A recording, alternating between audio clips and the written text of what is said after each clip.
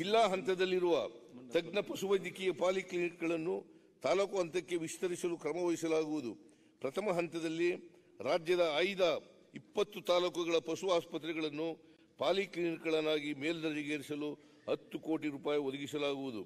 ಬಾಡಿಗೆ ಮತ್ತು ಶಿಥಿಲಾವಸ್ಥೆಯಲ್ಲಿರುವ ಕಟ್ಟಡಗಳಲ್ಲಿ ಕಾರ್ಯನಿರ್ವಹಿಸುತ್ತಿರುವ 200 ಪಶುವೈದ್ಯ ಸಂಸ್ಥೆಗಳಿಗೆ 100 ಕೋಟಿ ರು ವೆಚ್ಚದಲ್ಲಿ ನೂತನ ಕಟ್ಟಡಗಳನ್ನು ನಿರ್ಮಿಸಲಾಗುವುದು.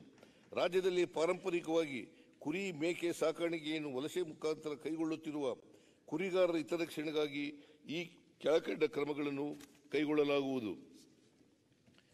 ವಲಸೆ ಕುರಿಗಾಹಿಗಳ ಮತ್ತು ಸ್ವತ್ತುಗಳ ಮೇಲೆ ದೌರ್ಜನ್ಯ ಕಾಯ್ದೆ ಜಾರಿಗೊಳಿಸಲಾಗುವುದು. ಸಂಚಾರಿ ಕುರಿಗಾಹಿಗಳು ಇರುವ ಜಾಗದಲ್ಲೇ ಅವರ ಕುರಿ ಮೇಕೆಗಳಿಗೆ ಸರ್ಕಾರಿ ವೈದ್ಯರಿಂದ ಲಸಿಕೆ ಹಾಕಿಸಲಾಗುವುದು.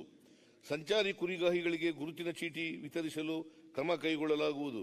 ಸಂಚಾರಿ ಕುರಿಗಾಹಿಗಳ ಮಕ್ಕಳಿಗೆ ಸರ್ಕಾರಿ ವಸತಿ ಶಾಲೆಗಳಲ್ಲಿ ಪ್ರವೇಶಕ್ಕೆ ಆದ್ಯತೆ ನೀಡಿ ವಿದ್ಯಾರ್ಥಿ ವೇತನ ನೀಡಲಾಗುವುದು.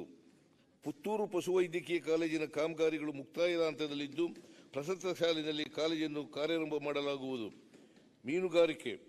ಮೀನುಗಾರಿಕೆ ಕ್ಷೇತ್ರದ ಸರ್ವತೋಮುಖ ಅಭಿವೃದ್ಧಿಗೆ ಮುಂದಿನ ವರ್ಷಗಳಲ್ಲಿ 3,000 ಕೋಟಿಗಳಷ್ಟು ಬೃಹತ್ ಗಾತ್ರದ ವಿವಿಧ ಯೋಜನೆಗಳನ್ನು ಅನುಷ್ಠಾನಗೊಳಿಸಲಾಗುವುದು.